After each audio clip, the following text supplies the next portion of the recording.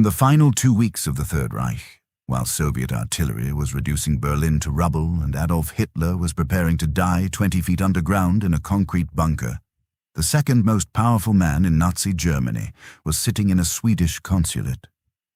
He wasn't planning an escape. He wasn't organizing a defense. He was negotiating the terms of his own future as leader of the country that would exist after Hitler was gone. Heinrich Himmler, the man who built the SS from nothing, who ran the Gestapo, who sat at the center of the machinery that murdered 6 million Jews, believed the British and the Americans would sit down across a table from him. Not to arrest him, not to try him for the worst crimes of the 20th century. To negotiate as an equal. He was wrong. But for a few surreal weeks in the spring of 1945, he didn't know that yet. This wasn't just delusion.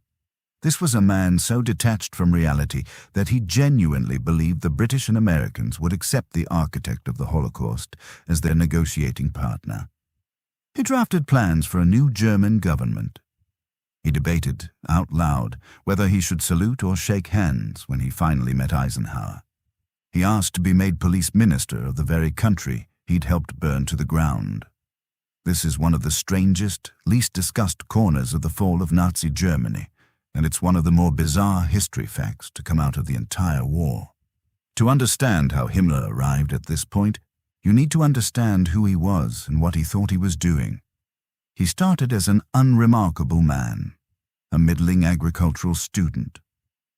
Briefly, in the early 1920s, an unsuccessful poultry farmer, sickly, awkward, and obsessed with discipline and order. Nothing about his early life suggested a future as one of history's most prolific mass murderers. He joined the Nazi Party in 1923.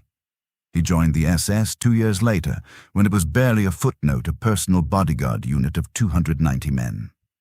In January 1929, Hitler made him its leader.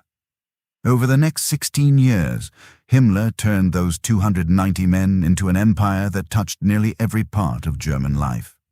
The SS, the Gestapo, the concentration camp system, the Waffen-SS, an armed force that by 1945 numbered close to 1 million men. Himmler built all of it, piece by piece, with the patience of a bureaucrat and the conviction of a true believer. Here's the key thing about Himmler. He wasn't a battlefield commander, and he wasn't a gifted public speaker. What he had was total ideological certainty. He believed, genuinely and completely, in the racial pseudoscience at the core of Nazism. And he built the machinery to turn that belief into policy on an industrial scale. He was the chief architect and overseer of the final solution, the systematic murder of 6 million Jews, along with millions of Roma, disabled people, political prisoners, and others deemed unworthy of life under Nazi ideology. He personally commissioned the planning documents for the ethnic cleansing of Eastern Europe. He toured camps, reviewed casualty statistics the way another administrator might review quarterly sales figures, and treated the murder of millions as a logistics problem to be solved with maximum efficiency. By 1943, he'd added Reich Minister of the Interior to his list of titles. By early 1945, in the war's final desperate months, Hitler had even handed him direct command of army groups on the Eastern Front, despite the fact that Himmler had no meaningful military experience and failed badly at the job. By April 1945, Heinrich Himmler controlled the police, the SS, the Gestapo, and the camp system. Only Hitler stood above him. This is the story of Himmler's final days, one of the more bizarre history facts buried in the collapse of the Third Reich, and one that gets far less attention than it deserves. By the spring of 1945, the military situation was catastrophic. Soviet forces had crossed the Oder and were closing in on Berlin from the east. American and British forces had crossed the Rhine in March and were pushing deep into Western Germany. Hitler had been living underground in the Führerbunker beneath the Reich Chancellery since mid-January. Germany wasn't just losing the war. Germany was finished, and most of the men around Hitler knew it. Most of them, not all of them, reacted to that knowledge the same way. Himmler had already begun testing the water. Since late 1944, using his masseur Felix Kirsten and his intelligence chief Walter Schellenberg as go-betweens, he had been quietly negotiating the release of concentration camp prisoners, mostly Scandinavians at first, in what became known as the White Buses Rescue Operation. Count Bernadotte himself traveled to Germany to arrange the details directly with Himmler, meeting him in person more than once in February and March. On paper, those meetings were humanitarian business. In practice, they gave Himmler a direct personal line to someone with real standing in the West, and by April, he was ready to use that line for something much bigger than prisoner releases. On April 20th, 1945, Himmler traveled to Berlin for Hitler's 56th birthday. It was a subdued affair, held partly in the bunker, with the sound of Soviet shelling audible in the background. It would be the last time Himmler ever saw Hitler face to face. After the small, grim gathering, most of the senior Nazi leadership scattered north, south, away from the capital, away from the man they'd followed for over a decade. Himmler went north to Hohenleichen, where he'd been staying at the private sanatorium of his personal physician, and there, on April 22nd, he met face-to-face with Count Volker Bernadotte, vice president of the Swedish Red Cross. That meeting was only the opening move. The real one came the next night. Late on April 23rd, running into the early hours of April 24th, Himmler met Bernadotte again, this time at the Swedish consulate in Lübeck, and here Himmler's delusion was on full display. He told Bernadotte that Hitler was gravely ill, possibly already dead, or close to it. He said he was ready to surrender German forces on the entire Western Front, but not to the Soviets. He wanted the war against the Red Army to continue. He wanted the British and Americans to keep fighting the Soviets alongside what remained of the Wehrmacht. Bernadotte asked him to put the offer in writing. Himmler agreed and did a letter meant for transmission to Eisenhower through the Swedish government. Here's what makes this so bizarre. Himmler didn't stop at the surrender offer. He started planning what came next. He speculated about whether he'd need to give Eisenhower the Nazi salute or simply shake his hand at their first meeting. He asked to be made Germany's police minister in the post-war government. He began sketching out what a Himmler-led administration might look like once Hitler was gone. Is that the reasoning of a man who understood what he'd done? Or the reasoning of a man who'd spent 12 years being told he was always right? The reality was so much stranger than simple ambition. Himmler appears to have genuinely believed the Western Allies would treat the murder of 6 million Jews as a separate, negotiable issue, something that wouldn't disqualify him from a seat at the post-war table. He was wrong. When the offer eventually reached Eisenhower, the response was total refusal. There would be no meeting, no deal. Himmler wasn't a statesman to be negotiated with. He was a war criminal to be hunted down, but Himmler didn't know that yet. And for several more days, neither did Hitler. On April the 26th, with the negotiations still secret, Himmler made a quiet, calculated move. He relocated to Schwerin, positioning himself near Karl Dönitz, commander-in-chief of the German Navy, and, at that moment, the most powerful military figure in unoccupied northern Germany. It looked like Himmler was already maneuvering to be close to whoever came out on top. 2 days before the news broke, Hitler had already gotten a preview of just how thin his circle of trust had become. On April 27th, his own SS liaison officer inside the bunker, Hermann Fegelein, married to the sister of Hitler's mistress, Eva Braun, was caught out of uniform in civilian clothes, apparently trying to slip away from Berlin. He was arrested. The next day, he was executed. Fegelein was one of Himmler's men. Within hours of his death, the news about Himmler's own secret negotiations reached the bunker, a Reuters dispatch, picked up and broadcast over BBC radio, revealing that the man Hitler had nicknamed the Loyal One had been negotiating surrender behind his back. Hitler's reaction was, by multiple accounts, one of the most violent rages of his life. Witnesses in the bunker that day described his face turning a deep, mottled red, his voice rising to a scream that carried through the concrete corridors. This was a man already unstable, already isolated, already watching his empire collapse floor by floor above his head, and now, the one man he believed would never betray him had done exactly that. Hitler's response was swift and absolute. He stripped Himmler of every title, every post, every shred of authority. He ordered his arrest. And in the political testament he dictated the following day, April the 29th. The day before his own death, Hitler formally expelled Himmler from the Nazi Party and named a new successor entirely. Grand Admiral Karl Dönitz. Not Himmler, not Goering, who'd already fallen from favor days earlier. Dönitz, a naval commander with no history of political ambition, chosen partly because he had no history of political ambition. On April 30th, 1945, Adolf Hitler killed himself in the bunker. Now comes the part of this story most people never hear, because Himmler didn't vanish the moment Hitler died. For nearly a week, he stayed in the game, traveling, angling, trying to talk his way into a role in whatever came next. On the afternoon of April 30th, before news of Hitler's death had even become official, General Ritter von Greim, commander of what remained of the German Air Force, arrived at Dönitz's headquarters in Plön, carrying Hitler's arrest order for Himmler. Dönitz, notably, had no SS troops guarding him. He deliberately built his own personal security detail out of Navy submariners instead, a quiet signal of exactly how much he trusted the SS chief who kept turning up at his door. When Dönitz was formally named head of state on April 30th, Himmler was right there in the room, expecting to be welcomed into the new government as Reichsführer SS Dönitz told him flatly that there was no place for him. According to accounts of the meeting, Dönitz's reasoning was blunt. A man who had betrayed one leader could be trusted to betray the next. Himmler didn't take the hint.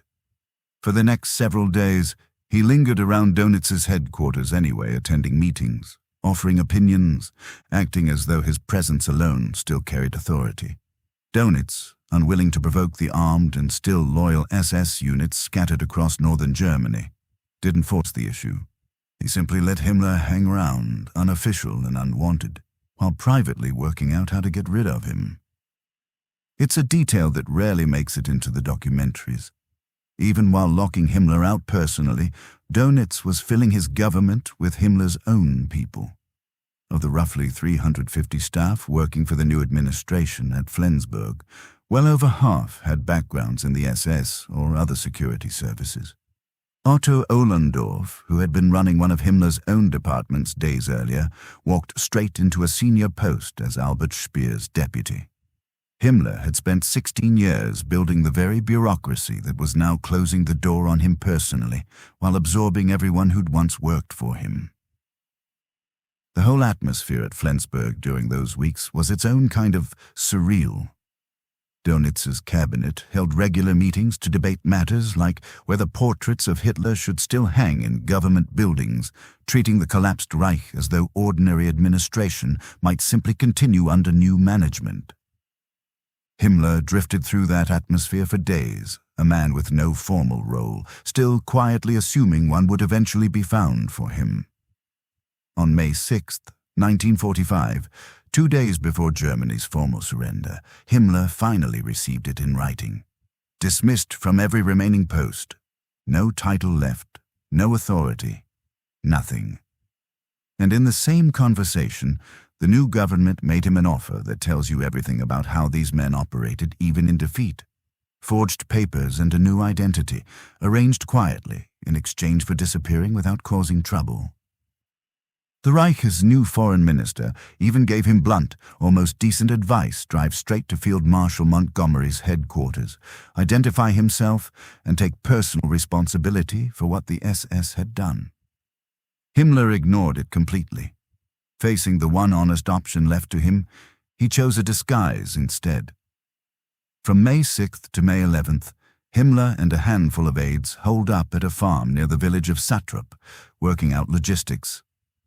He decided on a destination, Bavaria in the south, far from the collapsing fronts in the north.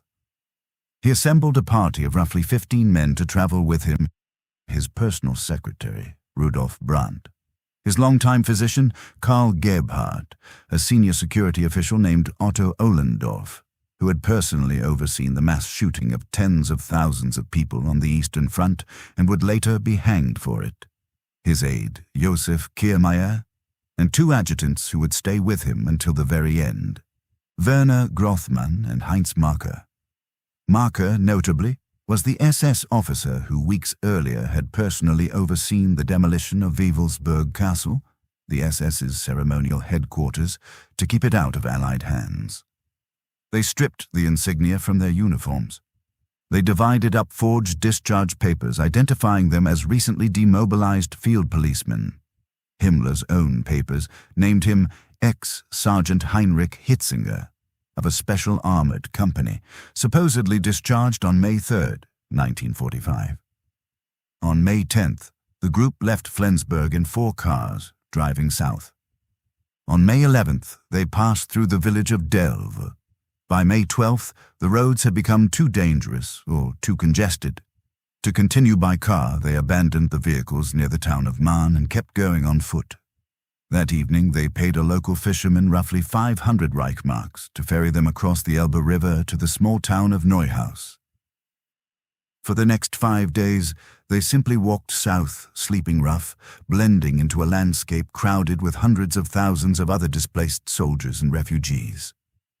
In that chaos, 15 armed SS officers on foot barely registered as unusual. On May 18th, the group reached Bremervörde, a small town on the Oster River between Hamburg and Bremen. Here, they hit their first real obstacle, a British-controlled bridge, the only practical crossing point in the area.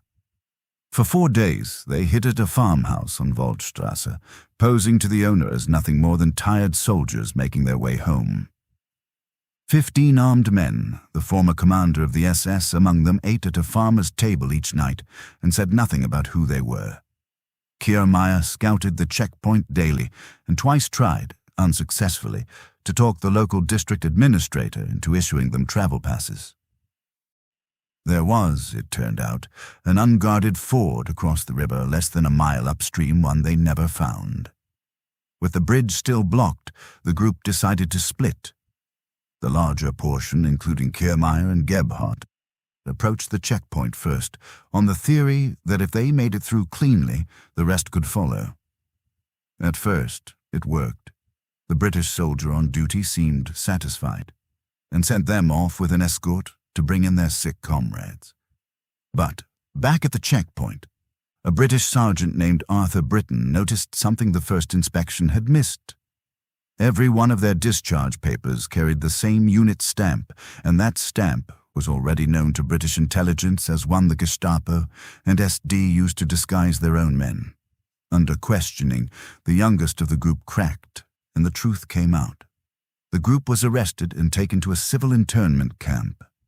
Himmler, Grothmann, and Marker, who had stayed behind at the farmhouse, waited a full day once they realized something had gone wrong. Then, on May 22nd, they tried the checkpoint themselves. It didn't work. They were stopped on the road into Bremervörde, searched and brought in for questioning. The forgeries didn't hold up any better the second time. By that evening, all 3 were under arrest, spending the night on the floor of a nearby mill, sleeping on stored grain. What does it say about a man that his final disguise was invisibility? The most feared policeman in the history of the Third Reich, reduced to sleeping on a barn floor, hoping nobody looked at him twice. The next morning, May 23rd, the trio was moved through a series of processing camps, eventually arriving at a civil interrogation camp near the village of Barnstedt. And there, purely by chance, Himmler was spotted. A former Hamburg official being held in the same camp glimpsed him ducking behind a bush to remove his eye patch and recognized him instantly. Word reached Camp Commandant Captain Thomas Sylvester that 3 prisoners were unusually insistent on speaking with him. When Himmler was brought in, Sylvester later described a small, shabbily dressed man flanked by 2 much taller, soldierly-looking companions. The small man removed his eye patch, put on a pair of glasses, and quietly identified himself as Heinrich Himmler. He seems to have understood, the moment he realized he'd already been spotted, that the disguise had run its course. Rather than wait to be exposed by someone else, he gave it up on his own terms. Sylvester had him searched. In Himmler's jacket, he found a small brass case that once held a glass vial, but the vial itself was missing. When Sylvester asked what it was, Himmler answered coolly that it was medicine for a stomach complaint. A full body search turned up nothing else. Sylvester, cautious, chose not to force Himmler's mouth open, worried about what might happen if he did. Himmler was transferred to British Second Army headquarters at Lüneburg for a formal medical examination. A British doctor, Captain C.J. Wells, began checking him over, and there, in a gap in Himmler's lower jaw, Wells spotted something small and dark. He told Himmler to move toward the light. He reached for it. Himmler bit down. The cyanide capsule shattered in his mouth. He collapsed to the floor. British medical staff worked frantically to save him, trying to flush the poison from his mouth, attempting resuscitation for close to 15 minutes. It was futile. Heinrich Himmler was declared dead that night, just after 11 o'clock. There was no trial, no sentence, no public reckoning for the man who had overseen the murder of millions. His body was wrapped in camouflage netting and driven to an undisclosed location on the Lüneburg Heath, where a handful of British soldiers buried him in an unmarked grave. No headstone, no service, no record kept of the exact spot deliberately, so the site could never become a shrine for the movement he'd helped build. To this day, nobody knows exactly where Heinrich Himmler is buried. So what if it had worked? What if Eisenhower had said yes? What if the Western Allies had accepted Himmler's offer, shaken his hand, and let him keep fighting the Soviets under a new flag? It's worth sitting with that for a second. The man responsible for the final solution, rebranded overnight as a pragmatic partner, the West could do business with. Installed, potentially, as a Western-aligned leader of a truncated Germany, his SS intact, his authority intact, his crimes quietly set aside in the name of the conflict with Moscow that everyone could already see coming. It didn't happen. Eisenhower refused to even entertain it, and within weeks, the same man who'd once commanded an empire of terror was hiding behind a false name, sleeping in barns, and finally choosing poison over a courtroom. But the fact that Himmler believed the deal might actually happen, that he spent his final weeks drafting letters and rehearsing handshakes for it, is the strangest part of this entire story. It's worth noting that the underlying mechanism wasn't pure fantasy on his part. As the Cold War took shape, a handful of former Nazi officials did get quiet second acts once their anti-communist credentials became useful to the West. Reinhard Gehlen, who had run Wehrmacht military intelligence on the Eastern Front, ended up building and running West Germany's post-war intelligence service with American backing. Himmler's crimes were simply too vast, too central, and too visible for that kind of laundering. But the fact that the door had opened, even slightly, for men with far smaller pasts than his may explain where a delusion this specific came from in the first place. It's worth comparing Himmler to the other Nazi leaders after Hitler's death because the contrast is sharp. Göring tried to claim leadership through legal succession and was rebuffed within hours. Dönitz, thrust into power he never sought, moved almost immediately toward surrender. Others quietly began distancing themselves from the regime's crimes in the war's final weeks. Himmler alone kept angling for a role, first with the Allies, then with Dönitz, then, when both doors shut, by simply vanishing into the crowd of demobilized soldiers on the roads of northern Germany.